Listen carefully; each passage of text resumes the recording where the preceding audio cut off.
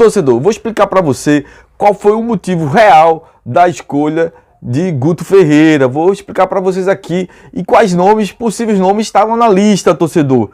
E qual foi a multa de Mariano Souza? Quanto foi? Depois da vinheta, bota o hino da máquina, torcedor.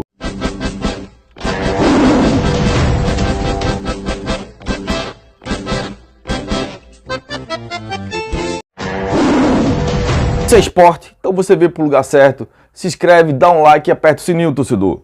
Torcedor, vamos falar aqui a realidade, porque a escolha de Guto Ferreira numa lista que tinha Eduardo Batista, Daniel Paulista, são os possíveis nomes, Antônio Oliveira, o Thiago Carpini, o Nelson Batista.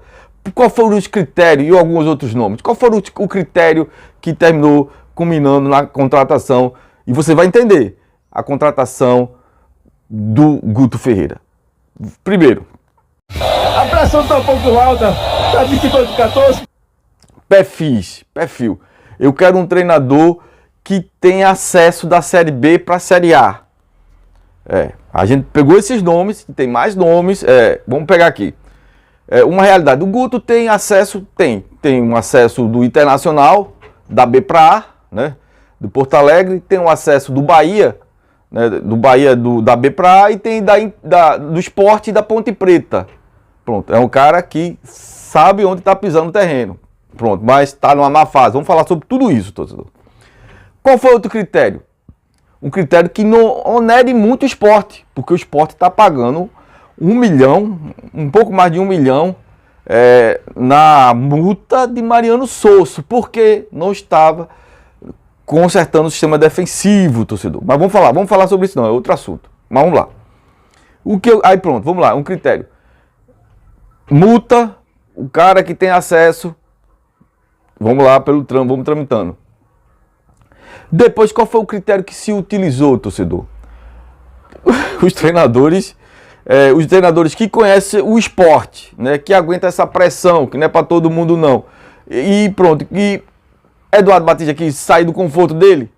Veja o motivo que é Eduardo Batista, porque é Daniel Paulista e porque Nelson Batista não vieram para o esporte, além da multa que tinha que pagar a multa, porque o presidente do CRB e dos demais clubes disse, tem que pagar a multa, e os caras não querem vir, porque o cara vai sair da zona de conforto dele. O Novo Horizontino, se não subir e não ser rebaixado, ficar em quinto, tá ótimo, o cara fez um bom trabalho.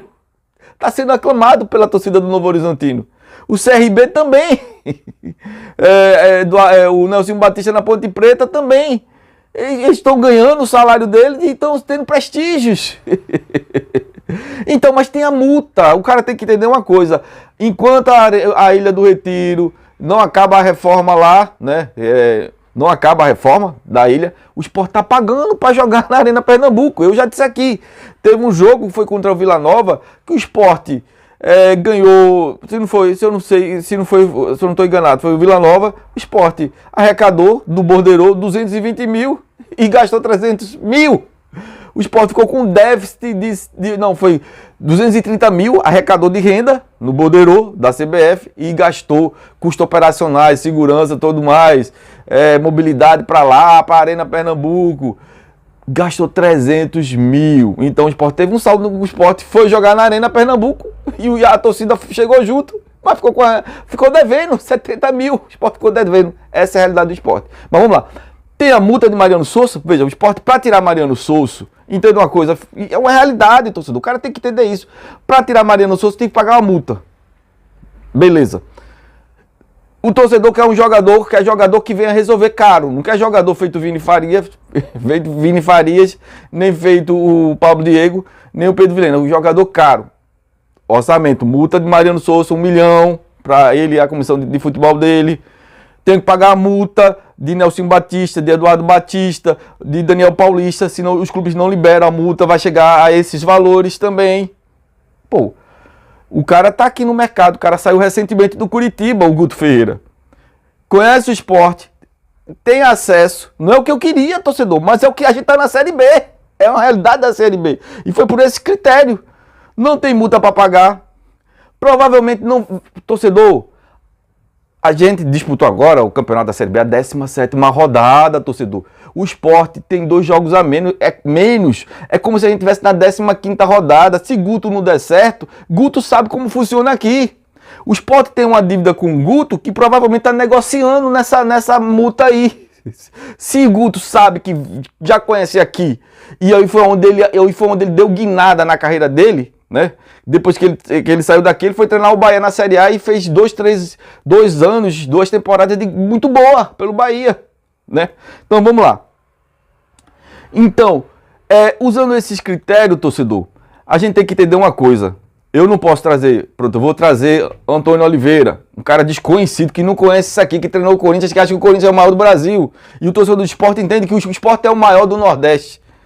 Tá entendendo? Eu não posso trazer Antônio Oliveira, um português que não saiba como funciona isso aqui, para se adaptar, salário alto e multa alta. Talvez o Guto venha até sem multa, porque o Sport deve 1 milhão a ele, mas o Sport também devia 1 milhão a Magrão. Devia ter que pagar. O débito maior é com o Richelli, que é 25 milhões. Tá entendendo? Pode até negociar isso aí na multa. Tá tudo certo. Vem barato, sabe fazer, tem identidade com o esporte. São esses critérios reais que a gente não pode se iludir. Porque a gente não pode onerar muito a folha, que a gente vai ter que trazer 2, 3 jogadores de alto nível e tem que pagar por isso. Tem que pagar multa de jogador para trazer. Tem que trazer, se trazer jogador parado, tá fora de ritmo. Tá entendendo? Aí tem que pagar. Eu também não posso trazer um treinador caríssimo. Feito Vanderlei Luxemburgo, que o salário vai ser igual a folha a folha dos jogadores, que é alta para a Série B. Que beira uns 2 milhões e 700 mil. Então, dentro desses critérios, desses parâmetros e dessa realidade, tem essa reflexão que terminou se equacionando em Guto Ferreira. Mas, torcedor, a gente tem que entender, fazer um paralelismo e fazer uma analogia com o ano passado. O ano passado, Enzo Moreira, que é um grande treinador de Série B também, o Sport jogava muito bem e era equilibrado atrás. Não era vacilão atrás, não. Mas jogava muito propositivo com o Juninho, com o Jorginho, o meio atacante, com o Wagner Love, com o Juba. Tá? O problema de Enzo Moreira perdeu a razão, foi discutir com o torcedor. E ele já tinha discutido no ano passado, antes de vir para o esporte, no ano retrasado, antes de vir para o esporte. Ele tinha discutido com o torcedor do Bahia. Então, Enzo Moreira é uma questão mais de profissionalismo que não aguenta mais a pressão, a idade, eu não sei, pressão alta, coisa e tal. Mas o Guto fazia um grande trabalho de acesso. Assim que eu acho que também, para dar uma guinada na carreira, eu acho que o Guto Ferreira entende que o esporte é essa visibilidade, é essa cobrança que exige mais do treinador, que exige mais do profissional, e ele pode dar uma guinada aqui na carreira. Entenda só, é o meu treinador de Série B. Tanto é que é o treinador que tem 4 acessos para a Série B. Da B para A, mas não é um treinador que tem vida longa treinando um time de Série A, que leva um time de Série A para a Sul-Americana. Não é esse treinador, mas eu preciso urgentemente sair da Série B. Então, dentro desse contexto, torcedor, ainda tem uns elementos que ainda qualificam o currículo de Guto, sendo um salário barato, multa provavelmente não vai ter. Contrato talvez seja até dezembro, até o final da competição, mas eu vou saber particularidades. Eu estou falando aqui uma análise que, pelo que eu conheço, o perfil de Guto e do que ele poderia fazer realmente, entendeu? Para vir treinar o Sport, um clube dessa grandeza, né? Então, é um treinador que foi campeão da Copa do Nordeste pelo Bahia e pelo Ceará, né? E o que estava aqui, o Mariano Souza, levou uma goleada de 4-1 do Fortaleza e a gente não foi nem para a final. Então é um cara que conhece o Nordeste, é um cara que conhece a Série B e tem esses ingredientes. Mas Enzo Moreira, quando Enzo Moreira perdeu o vestiário, faltavam 6 rodadas, o Sport estava próximo do G4, né? Então 6 rodadas, a gente está na 15ª, porque a gente está na 17ª, mas tem 2 jogos a menos, né? Então o Guto sabe que vai ter que fazer resultados, é um cara que sabe que vai ter que ter resultado, não é um cara que vai ficar enrolando feito um coach na coletiva. Se fosse trazer o Thiago Carpini, que esperar que ele saia do Vitória, porque o Vitória tá uma saco de pancada. Uma chance, e ele sabe que é uma chance. Ele sabe que em 3, 4 rodadas ele já vai ser muito cobrado, porque ele conhece aqui. Eu não posso trazer um treinador, feito o Jorginho, que tá parado, que treinou o Vasco, que diz que lá no Rio, no Sul, no eixo Rio-São Paulo, que diz que o Flamengo é campeão de 87. Porque o treinador, primeira coisa que eu faria para um treinador é dizer, quem é o campeão de 87? É o Flamengo? Então, esse treinador não serve.